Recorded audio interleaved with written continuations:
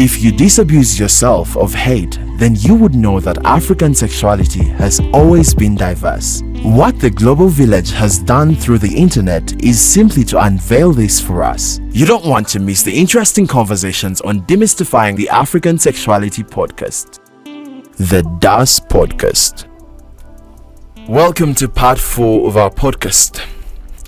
Now, I'm still with Sunny and Guy over here, and we're talking about gay tax, or what you might term as KUCHU tax. Now, the society seems to be the reason the LGBTQ people feel obligated to gay tax. Given the opportunity like you have now to address them, what would you say to them, the society? Because it makes, the LGBTQ persons feel obligated to the gay tax. So given the opportunity, what would you like to tell the society right now? As Sunny, there is more to me than just my sexuality. I have a personality. I have a family that loves me. I have people who look up to me. I have aspirations. I have dreams, just like any other person. So when you see me out in the world, or someone who's like me, we don't want your respect. We don't want anything from you. Just be kind. And if it is something that you do not agree with, everybody is entitled to their own opinions. Your opinion, as long as it does not hurt the person next to you. If I am not hurting you, don't help me out. Don't hand me your hand. Just be among the people who are just kind enough to let me live my life. Let me breathe. Let me chase my goals. Let me have the same opportunity without you looking at me in a magnifying glass of who I choose to love. Well, I agree. Kindness is really paramount. But also, personally, I would tell society to mind their business. That's all. Yeah. All right. So should the LGBTQ people keep paying the gay tax? It's a question, actually. Let me phrase it better. Should the LGBTQ people keep paying the tax? And what are the alternatives, if any? If they shouldn't, pay the tax, what are the alternatives, if any? If you loved people in your life a little bit more than what their faults are, who they choose to love, who they choose to be with, then you would not be looking at them like they owe you for loving them. Love is a free gift from everyone. Why should I have to pay for you to pay attention to me, a little bit more attention to me? Why should I have to work so hard so that the teachers at school can actually accept me as one of the kids? Just be kind. Everybody just needs to be a little bit more kind. I agree. Yeah. Again, love is the only other alternative that really there is. Kindness, love, respect, and I mean mutual respect, because it has to come from our side as well. But basically, people need to understand that none of us chose or woke up and decided, okay, we could have chosen this before we came here in some other life or reality, but we are here now, and this is all brand new to us. Every day is brand new. We're experiencing new things as well. Just as you see us and you wonder, how did they become like that? It's not something I came with from my afterlife. It's just something I came and I found that, there's this reality that I have to live right now. So the biggest lesson that every religion that they use to come against us, the biggest lesson that religion teaches is always love. And your ability to love one another and each other is the only way you're going to ascend, is the only way you're going to become, is the only way you're going to be better, it's the only way you're going to improve on a lot of things about yourself. So yeah, that's it. And to add on what he just said, I believe that if sexuality was a choice, I wouldn't want to be segregated. I wouldn't want to choose something that is going to have so much hate towards me. I wouldn't choose something that I could go to jail for. I would choose better. But the society needs to understand that it's not a choice. No one would choose to be the criminal. No one would choose to be the one that has to sit and talk about how much they have to sacrifice to be accepted. Just accepted, not loved. We are so desperate for a little respect that now we are like, you know what? Just look at us and leave us. Just leave us. Let us be. Do you know how low the bar has gone that we are past? We want to be loved. We want to be accepted. We just want, see us, then walk. Don't try to beat us up. Don't try to kill us. Don't try to put us in jail. Or ask stupid questions. Don't try to be, I want to say, homophobic out loud. I'm walking past you. I have a lot of taxes, like we've noticed. I have a lot of things that I'm compensating for, and then I have some guy telling me, I can show you what a real man does.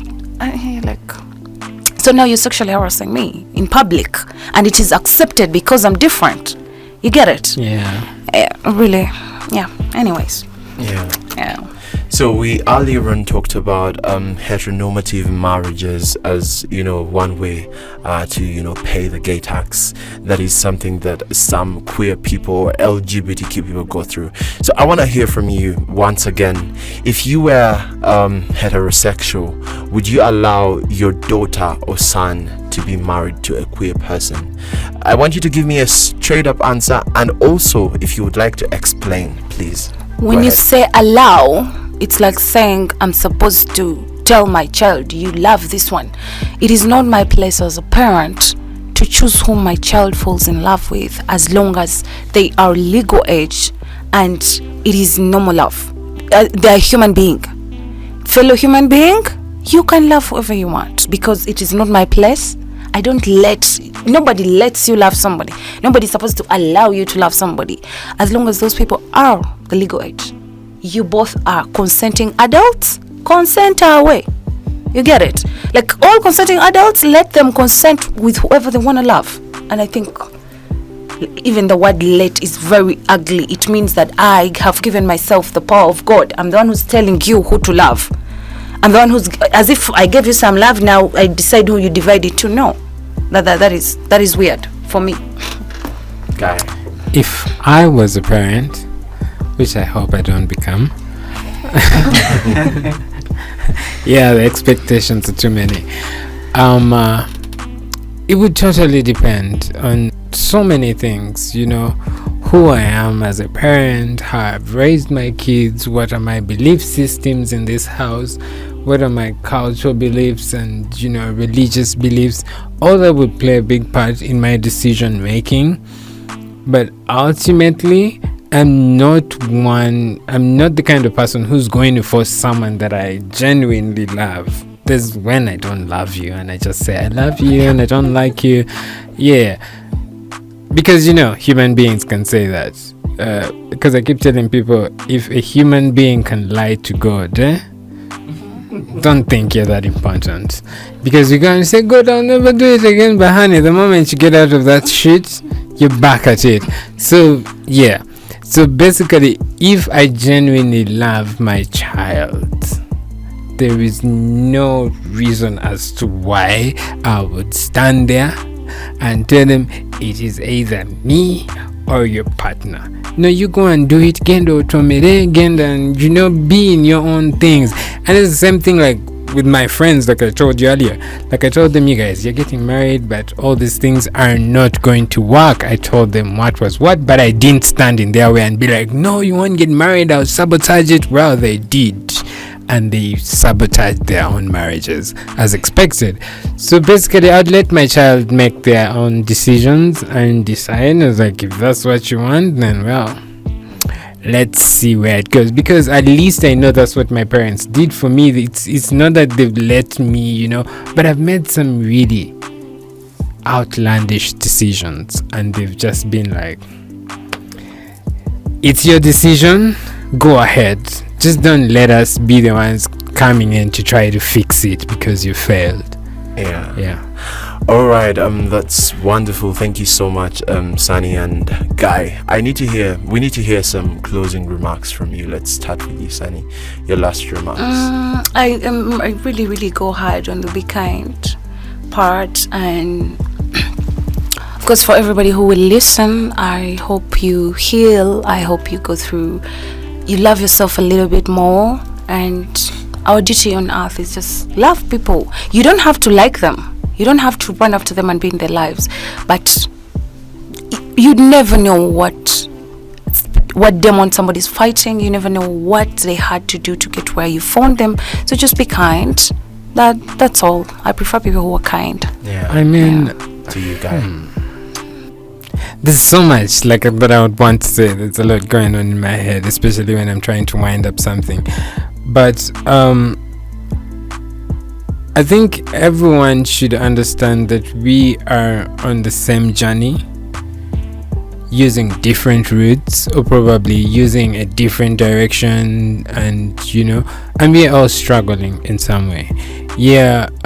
Our issues as a community might be so important and paramount to us, because at some point we might be really ignorant about what other people are going through, what level of tax that they are at, that they have to be paying.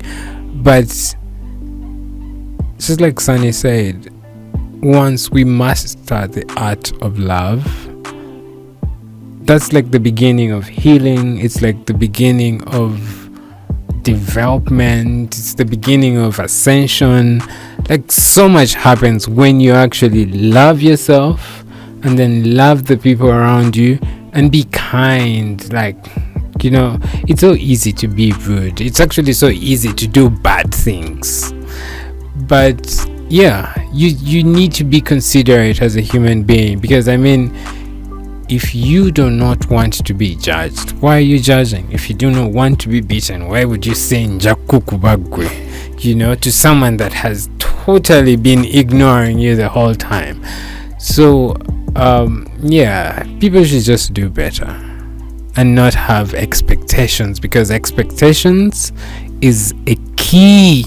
That's the key to disappointment. You're going to be there expecting me to come and say hi to you, and I'll walk past you, and that will be your personal problem. Yeah. All right, it's been a beautiful and insightful conversation. Thank you so much, Sani. Thank you so much, Guy. This has been episode 3 of the DAS podcast, and we always demystify, and we're always demystifying African sexuality. And you need to watch out for episode 4, because it will be coming up shortly. And it's truly an honor. You don't want to miss the interesting conversations on Demystifying the African Sexuality podcast. The DAS podcast. The DAS podcast.